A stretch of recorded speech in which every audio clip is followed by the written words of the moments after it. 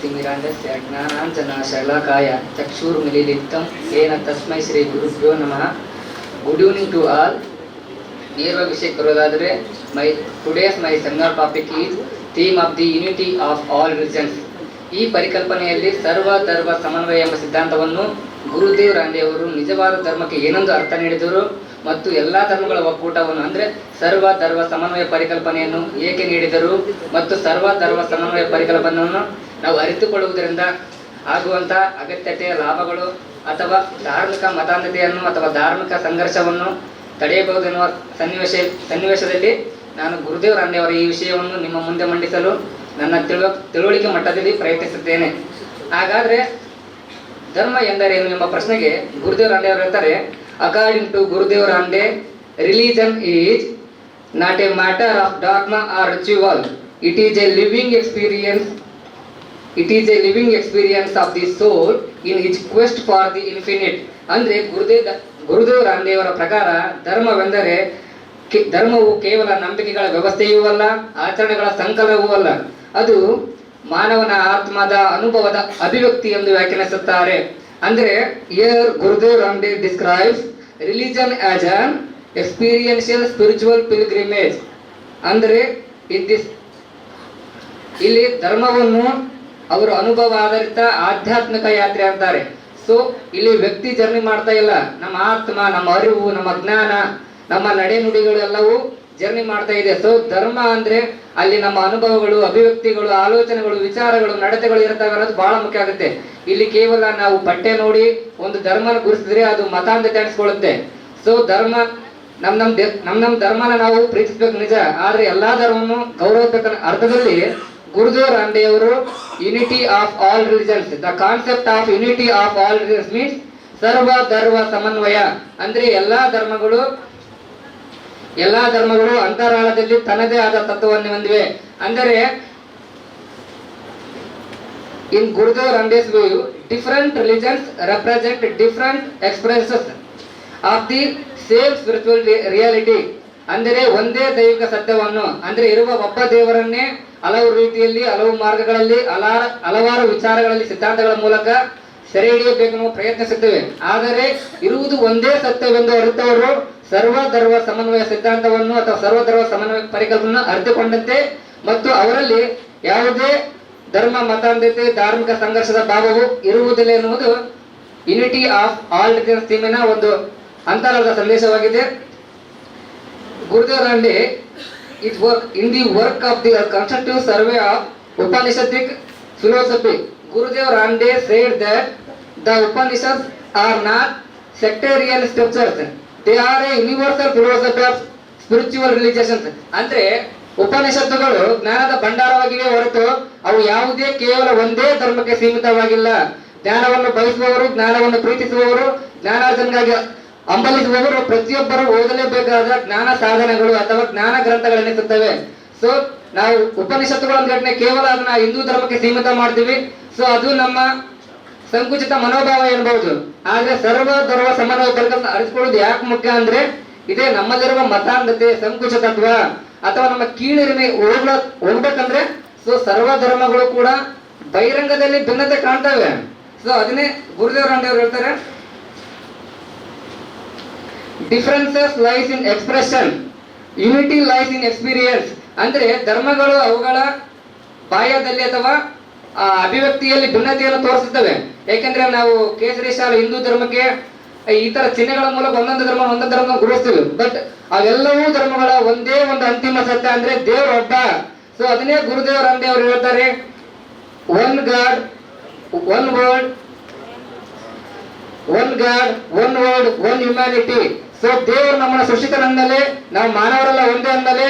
So ಮಾನವರೆಲ್ಲರಿಗೂ ಇರಬೇಕಾದ ಧರ್ಮ ಎಷ್ಟಂದ್ರೆ ಅದು ಒಂದೇ. ಸೊ ಯಾಕಂದ್ರೆ ಒಂದೇ ಸತ್ಯವನ್ನು ಅರ್ಪಿಕೊಳ್ಳಲು ಒಂದೇ ಧರ್ಮ ಸಾಕು. ಅದನ್ನೇ ಗುರುದೇವ್ ರಾಮ್ದೇವ್ ತಮ್ಮ ತತ್ವಶಾಸ್ತ್ರದಲ್ಲಿ ಹೇಳ್ತಾರೆ. ಸೊ ಮಾನವ ಧರ್ಮವೇ ಶ್ರೇಷ್ಠ ಧರ್ಮ. ಸೊ ಇಲ್ಲಿ ನಾವು ಧರ್ಮ ಅಂತ ನೋಡ್ಬೇಕಾದ್ರೆ the role of morality and love in the religious unity. So ಧಾರ್ಮಿಕ ಏಕತೆಯಲ್ಲಿ ನೈತಿಕತೆ ಮತ್ತು ಭಕ್ತಿಯ ಪಾತ್ರವನ್ನು ನೋಡುವುದಾದ್ರೆ Gurudev Ramdev considered moral discipline and love as the essential foundation of religious life. ಅಂದ್ರೆ ರಾನಡೆಯವರ ಪ್ರಕಾರ ನೈತಿಕ ಶಿಸ್ತು ಮತ್ತು ಭಕ್ತಿಯನ್ನು ಧಾರ್ಮಿಕ ಜೀವನದ ಅತ್ಯಗತ್ಯ ಅಡಿಪಾಯವೆಂದು ಪರಿಗಣಿಸುತ್ತಾರೆ. ಸೊ ಅವರ ಪ್ರಕಾರ for in ethical living purifies the art and prepares for it divine realisation. ಅಂದರೆ ನೈತಿಕ ಜೀವನವು ಹೃದಯವನ್ನು ಶುದ್ಧೀಕರಿಸಿ ದೈವಿಕ ಸತ್ಯದೆಡೆಗೆ ಹೋಗಲು ನಮ್ಮನ್ನು ದಾರಿ ತೋರಿಸುತ್ತದೆ, ಅಂದ್ರೆ ಮಾರ್ಗದರ್ಶಿಸುತ್ತದೆ. ಸೊ ನಾವು ಅರ್ಥಕೊಳ್ಬೇಕಾಗಿರೋದು ಒಂದೇ. ಸೊ ಧರ್ಮಗಳು ಅನೇಕ ಇದ್ದರೂ ಕೂಡ ಧರ್ಮದ ಅಂತರಾಳವಾದ ಸತ್ವ, ಅಂತಿಮ ಸತ್ಯ, ಅಂತಿಮ ತತ್ವ, ಕೇಂದ್ರ ತತ್ವ ಒಂದೇ, ಅದುವೇ ಆಕರ್ಷಿಕ ಸತ್ಯ. ಅದನ್ನ ನಾವು ಎಲ್ಲರೂ ಹೇಳ್ತೀವಿ ಕಾಮನ್ ವರ್ಡಲ್ಲಿ ದೇವರು ಅಂತ. ಸೊ ದೇವರನ್ನು ಕೂಡ ನಾವು ಧರ್ಮದ ಹೆಸರಲ್ಲಿ ಭಿನ್ನ ಭಿನ್ನವಾಗಿ ಗುರುಸ್ತೀವಿ. ಸೊ ನಾವು ಯಾವುದೇ ಹೆಸರನ್ನ ಗುರುಸಿದ್ರು ಕೂಡ ಇಲ್ಲಿ ಉಪನಿಷತ್ ವಾಕ್ಯ ನೆನಪಾಗುತ್ತೆ, ಏಕಂ ಸತ್ವಿಪ್ರ ಬೌದ್ಧ ವದಂತಿ. ಅಂದ್ರೆ ಇರುವ ಒಂದೇ ಸತ್ಯವನ್ನು ಜ್ಞಾನಿಗಳು ವಿವಿಧ ರೀತಿಯಾಗಿ ವ್ಯಾಖ್ಯಾನಿಸಿದ್ದಾರೆ. ಅದನ್ನೇ ಮೂಲವಾಗಿ ಇಟ್ಟುಕೊಂಡು ಗುರುದೇವರಂದವರು ಪ್ರತಿಪಾದನೆ ಮಾಡ್ತಾರೆ. ಒಂದೇ ಸತ್ಯನ ಎಲ್ಲರೂ ಭಿನ್ನ ಭಿನ್ನವಾಗಿ ನೋಡಕತ್ತಿದೀವಿ ಅಂದಮೇಲೆ ನಾವು ಕಾಣ್ಬೇಕಾಗಿರೋದು ಒಂದೇ ಸತ್ಯನ ಹೊರತಾಗಿ ಸತ್ಯದ ಹೆಸರಿನಲ್ಲಿ ನಾವು ಸಂಘರ್ಷ ಮಾಡಬಾರ್ದು ಅನ್ನೋದು ಬಹಳ ಮುಖ್ಯ ಆಗುತ್ತೆ. ಸೊ ಇಲ್ಲಿ ಅರ್ಥಕೊಳ್ಬೇಕಾಗಿರೋದು ಇಷ್ಟೇ, ಸರ್ವ ಧರ್ಮಗಳು ಸಮನ್ವಯ, ಎಲ್ಲಾ ಧರ್ಮಗಳು ಅಂತರಾಳದಲ್ಲಿ ಒಂದೇ ಆಗಿವೆ. ಅಂದ್ರೆ ದೈವಿಕ ಸಾಕ್ಷಾತ್ಕಾರ, ಆತ್ಮ ಸಾಕ್ಷಾತ್ಕಾರ, ಜ್ಞಾನದ ಪ್ರತಿಪಾದನೆ, ಇದನ್ನೇ ಎಲ್ಲ ಒಬ್ಬ ಜ್ಞಾನಿಯು ಬಯಸುವುದು ಒಂದೇ. ನನಗೆ ಜ್ಞಾನಿ ಆಗ್ಬೇಕು, ನನಗೆ ಅರಿವಾಗಬೇಕು, ನನ್ನ ಮುಕ್ತಿ ದೊರೆಯಬೇಕು. ಸೊ ಅಂದಲ್ಲಿ ಸಾಮರಸ್ಯ ಅಂದಲ್ಲಿ ಅಥವಾ ಸಮಾಧಾನ ಅಂದಲ್ಲಿ, ಶಾಂತಿ ಅಂದಲ್ಲಿ ಸಂಘರ್ಷ ವಿರೋಧದಲ್ಲಿ ಅನ್ನೋದೇ the theme of unity of all religions. So ಧರ್ಮಗಳ ಹೆಸರಿನಲ್ಲಿ ಸಂಘರ್ಷ ಮಾಡುವುದಕ್ಕಿಂತ ಸಾಮರಸ್ಯದಿಂದ ನಾವೆಲ್ಲರೂ ಒಂದಾಗಿ ಬಾಳುವುದೇ ಮಾನವದ ಧರ್ಮ ಅಥವಾ ಮಾನವ ಧರ್ಮ ಎಂದೆನಿಸುತ್ತದೆ ಅನ್ನೋದನ್ನೇ ಗುರುದೇವರನ್ನೆಯವರು the theme of the unity of all religions. ಸರ್ವ ಧರ್ಮಗಳು ಸಮಾನವಾಗಿವೆ, ಅವು ಅಭಿವ್ಯಕ್ತಿಯಲ್ಲಿ ಭಿನ್ನತೆಯಲ್ಲಿದ್ದರೂ ಕೂಡ ಅಂತರಾಳದಲ್ಲಿ, ಅಂತಿಮದಲ್ಲಿ ಸೊ ಭಿನ್ನ ಭಿನ್ನ ನದಿಗಳು ಕೊನೆಗೆ ಹರಿದು ಒಂದೇ ಸಾಗರವನ್ನು ಸೇರುವಂತೆ ಭಿನ್ನ ಭಿನ್ನವಾಗಿರುವ ಧರ್ಮಗಳು, for example Hindu, Christian, Muslim, ಈ ಎಲ್ಲಾ ಧರ್ಮಗಳು ಹೆಸರಿನಲ್ಲಿ ಭಿನ್ನ ಭಿನ್ನತೆ ಇದ್ರು, ಆಚರಣೆಯಲ್ಲಿ ಭಿನ್ನ ಭಿನ್ನತೆ ಇದ್ರು, ಎಲ್ಲರೂ ಹುಡುಕುತ್ತಿರುವುದು ಒಂದೇ ದೇವರನ್ನು, ಮುಕ್ತಿಯನ್ನು, ಆತ್ಮ ಸಾಕ್ಷಾತ್ಕಾರವನ್ನು, ಜ್ಞಾನವನ್ನು ಅಂದು ತಿಳಿಸುವುದೇ ಸರ್ವ ಧರ್ಮ ಸಮನ್ವಯ ಪರಿಕಲ್ಪನೆಯ ಅಂತರಾಳವಾಗಿದೆ. The unity of all religions means ನಾವು ಇಷ್ಟೇ ಅರ್ಥಕೊಳ್ಬೇಕಿರೋದು, ಎಲ್ಲಾ ಮಾನವರು, ಸೊ ಮಾನವರೆಲ್ಲ ಒಂದೇ ಅಂದ ಮೇಲೆ ಎಲ್ಲಾ ಮಾನವರಿಗೆ ಒಂದೇ ಧರ್ಮ, ಅದು ಮಾನವ ಧರ್ಮ. ಸೊ ಇಷ್ಟು ಹೇಳ್ತಾ ಈ ಮಾನವ ಧರ್ಮವು ಇಂದಿನ ಕಾಂಟೆಂಪರರಿ ಅಂದ್ರೆ ನಮಗೆ ಏನ್ ಸಂದೇಶ ನೀಡ್ತಾ ಇದ್ದಾರೆ ಗುರುದೇವರಂಡೆ ಅನ್ನೋದು ನೋಡೋದಾದ್ರೆ, ಗುರುದೇವರಂಡೆ argues true civilization depend not on technological achievement but on the cultivation of divine consciousness. ಅಂದ್ರೆ ನಿಜವಾದ ನಾಗರಿಕತೆ ಅನ್ನೋದು ತಾಂತ್ರಿಕ ಸಾಧನೆಯ ಮೇಲೆ ಇಲ್ಲ, ಅದು ದೈವಿಕ ಪ್ರಜ್ಞೆಯ ಕೃಷಿಯ ಮೇಲೆ ಅವಲಂಬಿತವಾಗಿದೆ. ಅಂದ್ರೆ ನಾವು ಏನನ್ನೇ ಅರ್ಥಕೊಳ್ಳೋಕ್ಕಿಂತ ನನ್ನನ್ನು ನಾನು ಅರ್ಥಕೊಳ್ಬೇಕು. ನಾನು ಅಷ್ಟು ಜ್ಞಾನಿ, ನಾನು ಎಷ್ಟು ಜ್ಞಾನಿ ಅಂತೀವಿ, ನನ್ನನ್ನು ನಾನು ಅರ್ಥಕೊಂಡಿನ ಅಂತ ಜ್ಞಾನಿ ಇಲ್ಲಿ ಯಾರಿದ್ದೀರಿ ಅಂತ ಪ್ರಶ್ನೆ ಮಾಡ್ಕೊಂಡಾಗ ನನ್ನನ್ನೇ ನಾನು ಅರಿತಿಲ್ಲ.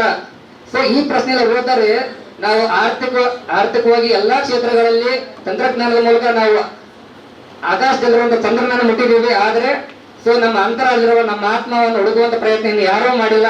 ಸೊ ಸರ್ವ ಧರ್ಮ ಸಮನ್ವಯ ಪರಿಕಲ್ಪನೆ ಅರ್ಥಕೊಳ್ಳುವ ಮೂಲಕ ಧರ್ಮಗಳ ಸಂಘರ್ಷವನ್ನು ಬಿಟ್ಟು ನಮ್ಮ ಧರ್ಮವನ್ನು ಪ್ರೀತಿಸುವ ಮೂಲಕ ಇನ್ನೊಂದು ಧರ್ಮ ಗೌರವಿಸುವುದಕ್ಕಾಗಿ ಆ ಧರ್ಮದಲ್ಲಿರುವ ದೋಷಗಳನ್ನಾದ್ರೂ ಅರಿತುಕೊಳ್ಳೋದಕ್ಕೋಸ್ಕರವಾದರೂ ನೀವು ಅನ್ಯ ಧರ್ಮದ ಗ್ರಂಥಗಳನ್ನು ಓದಿ, ಅನ್ಯ ಧರ್ಮದ ಪ್ರವಚನಗಳನ್ನು ಕೇಳಿ, ಅನ್ಯ ಧರ್ಮದ ಸತ್ಸಂಗಗಳನ್ನ ಕೇಳಿ. ಯಾಕಂದ್ರೆ ಧರ್ಮದ ಸಾರ ಒಂದೇ ಆಗಿದೆ, ಎಲ್ಲಾ ಧರ್ಮ ಒಂದನ್ನೇ ಬೋಧಿಸುತ್ತವೆ, ಸತ್ಯವನ್ನೇ ಬೋಧಿಸುತ್ತವೆ. ಸೊ ಆದ್ದರಿಂದ ಇರುವುದು ಒಂದೇ ಸತ್ಯ, ಅದನ್ನೇ ಉಪನಿಷತ್ತುಗಳು ಅಂದ್ರೆ ನಾವು ಜಗತ್ತಿನ ಪ್ರಾಚೀನ ಜ್ಞಾನ ಗ್ರಂಥಗಳು ಅಂತ ಅಂದಾಗ ನಾವು ಉಪನಿಷತ್ ಕನ್ಸಿಡರ್ ಮಾಡ್ತೀವಿ. ಅದರಲ್ಲಿ ಹೇಳಿದರೆ ಏಕಂ ಸತ್ವಿಪ್ರ ಬೌದ್ಧ ವದಂತಿ. ಇದೊಂದು ಮಾತು ಹೇಳುತ್ತೆ, ಎಲ್ಲಾ ಧರ್ಮಗಳು ಕೂಡ ಒಂದೇ. ಒಂದು ಮರದ 10 ಟೊಂಗೆಗಳಿದ್ರೂ ಕೂಡ ಮರದ ಬೇರು ಒಂದೇ ಆಗಿರುತ್ತೆ, ಅದು ನೆಲದ ಆಳದಲ್ಲಿ ಇರುತ್ತೆ ಅನ್ನುವಂಗೆ ಜ್ಞಾನ ಎನ್ನುವಂಥದ್ದು, ದೇವರು ಅನ್ನುವಂಥದ್ದು ಒಂದೇ ಇದೆ ಅನ್ನೋದನ್ನ ಅರ್ಥಕೊಳ್ಳೋದು ಬಹಳ ಮುಖ್ಯ ಆಗುತ್ತೆ. ಸೊ ಇಲ್ಲೊಂದು ಮಾತಿದ್ರೆ ಗುರುದೇವರಂಡೆ, when man realizes God within, he sees God in all. ಅಂದ್ರೆ ಮನುಷ್ಯನು ತನ್ನೊಳಗೆ ದೇವರನ್ನು ಅರಿತುಕೊಂಡಾಗ, ಮೀನ್ಸ್ ತನ್ನೊಳಗೆ ತನ್ನನ್ನು ಅರಿತುಕೊಂಡಾಗ ತಾನು ಎಲ್ಲರನ್ನೂ ತನ್ನಂತೆ ನೋಡುತ್ತಾನೆ. ತನ್ನೊಳಗೆ ತಾನು ದೇವರನ್ನು ಅರಿತುಕೊಂಡಾಗ ಎಲ್ಲರನ್ನು ದೇವರಂತೆ ಕಾಣುತ್ತಾನೆ ಎನ್ನುವುದು ಸರ್ವ ಧರ್ಮ ಸಮನ್ವಯ ಪರಿಕಲ್ಪನೆಯ ಅಂತರಾಳವೆನಿಸಿದೆ.